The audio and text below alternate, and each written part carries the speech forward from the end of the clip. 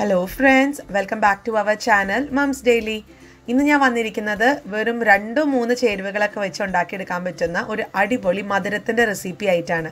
ഇതിന് വേണ്ടുന്നത് ബ്രെഡും അതുപോലെ തന്നെ പഞ്ചസാരയും. ഇതെല്ലാം വെച്ചിട്ട് വളരെ സിമ്പിളായിട്ടുള്ള റെസിപ്പി, നല്ല മധുരത്തിൻ്റെ റെസിപ്പി ഉണ്ടാക്കാം.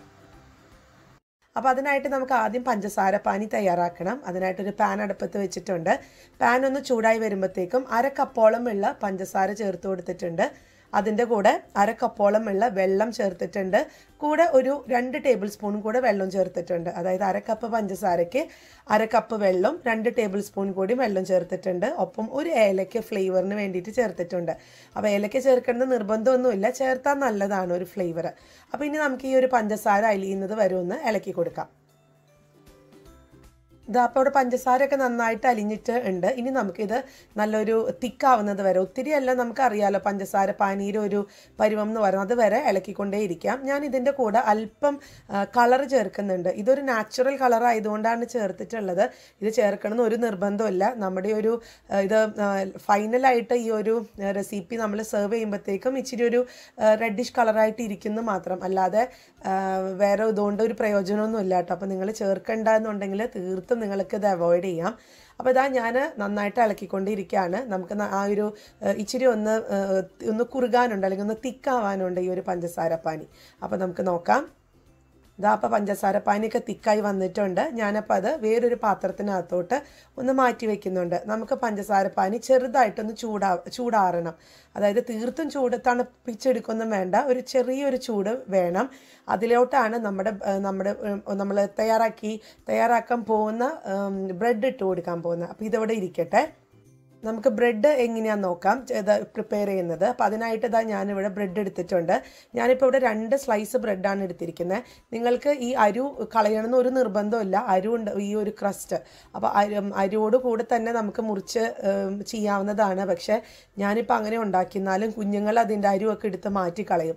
അപ്പോൾ അത് ഒഴിവാക്കാൻ വേണ്ടിയിട്ടാണ് ഞാൻ ഇപ്പോൾ ഇതൊന്ന് മാറ്റുന്നുണ്ട്. അപ്പോൾ എനിക്കിത് ബ്രെഡ് ക്രംസിന് വേണ്ടിയിട്ട് യൂസ് ചെയ്യാം.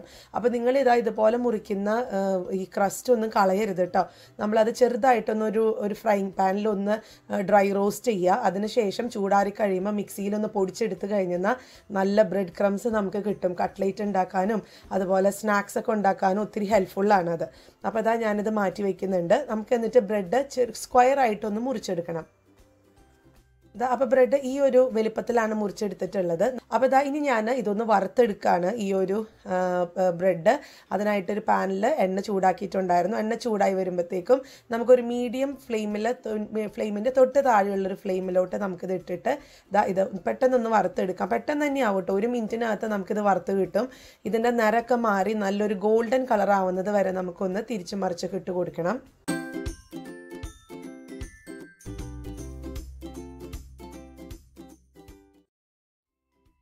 ബ്രെഡ് ഇവിടെ നന്നായിട്ട് ഫ്രൈ ആയിട്ട് വന്നിട്ടുണ്ട്. ഇനി നമുക്കിതൊന്ന് വറുത്ത് കോരാം.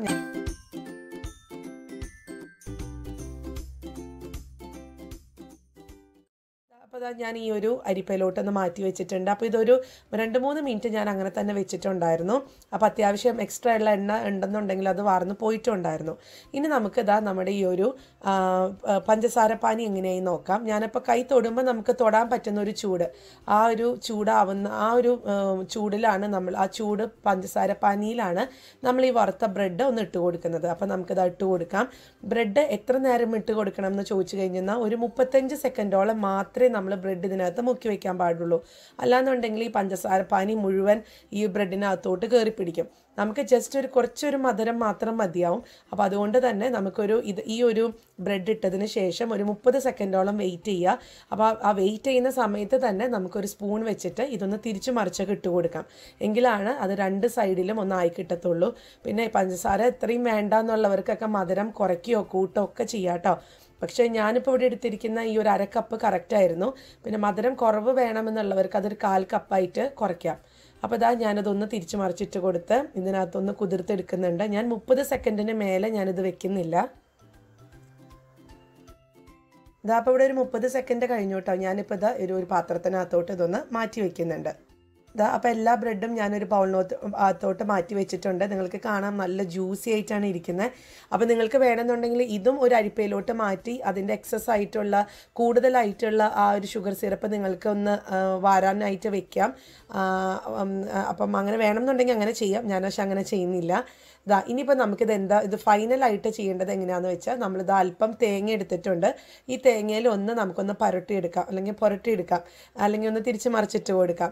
അതെന്തിനാന്ന് വെച്ച് കഴിഞ്ഞാൽ ഈ ഒരു ബ്രെഡും അതിനകത്തുള്ള ഷുഗർ സിറപ്പും ഈ തേങ്ങയും കൂടെ ചേരുമ്പോഴാണ് ഇതിൻ്റെ ഒരു എക്സാക്റ്റ് ആയിട്ട് നല്ല പെർഫെക്റ്റ് ആയിട്ടുള്ള ഒരു ടേസ്റ്റ് നമുക്ക് കിട്ടുക. അപ്പോൾ അതിന് വേണ്ടിയിട്ടാണ് ഇങ്ങനെ ചെയ്തിരിക്കുന്നത്. അപ്പം ഞാനിവിടെ എടുത്തിരിക്കുന്ന തേങ്ങ ഡെസിക്കേറ്റഡ് കൊക്കനട്ട് എന്ന് പറഞ്ഞിട്ടുള്ളതാണ്. പക്ഷേ ഇവിടെ ഇപ്പോൾ ശരിക്കുള്ള എന്താ പറയുക, നമ്മുടെ ഒറിജിനൽ തേങ്ങ ഉണ്ടായിരുന്നില്ല ഉപയോഗിക്കാനായിട്ട്. കാരണം ഇപ്പോൾ ഇവിടെ കൊറോണയൊക്കെ നടക്കുന്നത് കൊണ്ട് ഷോപ്പിലൊന്നും പോകാൻ പറ്റാത്തത് കൊണ്ട് തന്നെ നമ്മുടെ വീട്ടിൽ തേങ്ങ മേടിക്കാൻ പറ്റിയില്ല. അപ്പോൾ അതുകൊണ്ടാണ് എനിക്ക് ഫ്രഷ് ആയിട്ടുള്ള തേങ്ങ എടുക്കാൻ പറ്റാഞ്ഞത്. ഫ്രഷ് ആയിട്ടുള്ള തേങ്ങ എടുക്കുകയാണ് ഏറ്റവും നല്ലത്. പക്ഷെ ഞാനിപ്പോൾ ഇവിടെ അതൊന്നും ഇല്ലാത്തത് കൊണ്ട് ഡെസിക്കേറ്റഡ് കോക്കനട്ടിലോട്ട് എടുത്തു. പക്ഷെ അതും നല്ല രുചിയാണ്. അപ്പോൾ ഡെസിക്കേറ്റഡ് കോക്കനട്ട് ഉള്ളവർ അങ്ങനെ ട്രൈ ചെയ്യാം കേട്ടോ. അപ്പോൾ ഞാനതൊന്ന് പുരട്ടിയെടുക്കുന്നുണ്ട്. ഇനി നമുക്ക് കുറച്ച് ഡെക്കറേഷൻസും കൂടി ഉണ്ട്. അത് വേണമെന്നൊരു നിർബന്ധമില്ല. അതൊക്കെ ജസ്റ്റ് ഒരു ഫോട്ടോ എടുക്കാനും പിന്നെ അതിൻ്റെ ഇതൊരു പ്രസൻറ്റ് ചെയ്യാനൊക്കെ വേണ്ടിയിട്ട് മാത്രമാണ് ഞാൻ അങ്ങനെ ചെയ്തിട്ടുള്ളത്. അപ്പോൾ ഞാനൊന്നും കൂടി ഒന്നത് പുരട്ടിയെടുത്തിട്ട് വരാം. അപ്പം നമ്മുടെ ഇതൊരു ഫൈനൽ പ്രൊഡക്റ്റ് ആയിട്ടോ. ഇനി ഇതിനകത്തോട്ട് അല്പം കാഷ്യൂ നട്ട്സ് ചേർക്കുന്നുണ്ട്. നിങ്ങൾക്കത് എന്ത് വേണമെങ്കിലും, ഏത് ഡ്രൈ ഫ്രൂട്ട്സ് വേണമെന്നുണ്ടെങ്കിലൊക്കെ ചേർക്കാം. പിസ്തൊക്കെ ചേർക്കാം. അപ്പോൾ അതൊക്കെ നമ്മുടെ ഇഷ്ടത്തിനാണ് ചേർക്കുന്നത്. അതുപോലെ തന്നെ ഞാൻ അല്പം ചെറി ചേർക്കുന്നുണ്ട്. ചെറി ഇപ്പം നമ്മൾ ബേക്കറിയിൽ നിന്നൊക്കെ കിട്ടുന്ന ചെറി ഉണ്ടായിരുന്നു. അപ്പോൾ അതും കുഞ്ഞുങ്ങൾക്കൊക്കെ ഇഷ്ടമാണ്. അപ്പോൾ അതൊന്ന് മേലൊന്ന് തൂവി കൊടുക്കുന്നുണ്ട്. ഇനിയിപ്പോൾ ചെറി ഇല്ലാന്നുണ്ടെങ്കിൽ നിങ്ങൾക്ക് ടൂട്ടി ഫ്രൂട്ടിയൊക്കെ ഇഷ്ടമാണെന്നുണ്ടെങ്കിൽ അല്പം ടൂട്ടി ഫ്രൂട്ടിയൊക്കെ ആണെന്നുണ്ടെങ്കിലും ചേർത്ത് കൊടുക്കാം. ഇപ്പം നമ്മുടെ വീട്ടിൽ പെട്ടെന്നൊക്കെ ഒരു വിരുന്നുകാർ വന്ന് അവർക്ക് കൊടുക്കാനായിട്ട് മധുരമൊന്നുമില്ല, അല്ലെങ്കിൽ ഭക്ഷണം കഴിച്ച് കഴിയുമ്പോൾ എന്ത് കൊടുക്കും എന്നൊക്കെ ഓർത്തിരിക്കുവാണെന്നുണ്ടെങ്കിൽ അതിന് ഏറ്റവും പെർഫെക്റ്റ് ആയിട്ടുള്ള ഒരു റെസിപ്പിയാണിത്. നിങ്ങൾക്കിത് കാണുമ്പോൾ തന്നെ മനസ്സിലാവും. ഞാനിങ്ങനെ പറയുന്നത് കൊണ്ടാണ്, എൻ്റെ വാചകം അടി കൊണ്ടാണ് ഇതിന് ഇത്ര നീളം തോന്നുന്നത്. ഇത് വളരെ സിമ്പിളായിട്ട് ഉണ്ടാക്കാൻ പറ്റും. അപ്പോൾ ബ്രെഡും അതുപോലെ തന്നെ പഞ്ചസാരയും നമ്മുടെ വീട്ടിലുണ്ടെന്നുണ്ടെങ്കിൽ ഇതുപോലത്തെ കാണാൻ നല്ല ഭംഗിയാണ്, കഴിക്കാൻ അതിലേറെ രുചിയാണ്.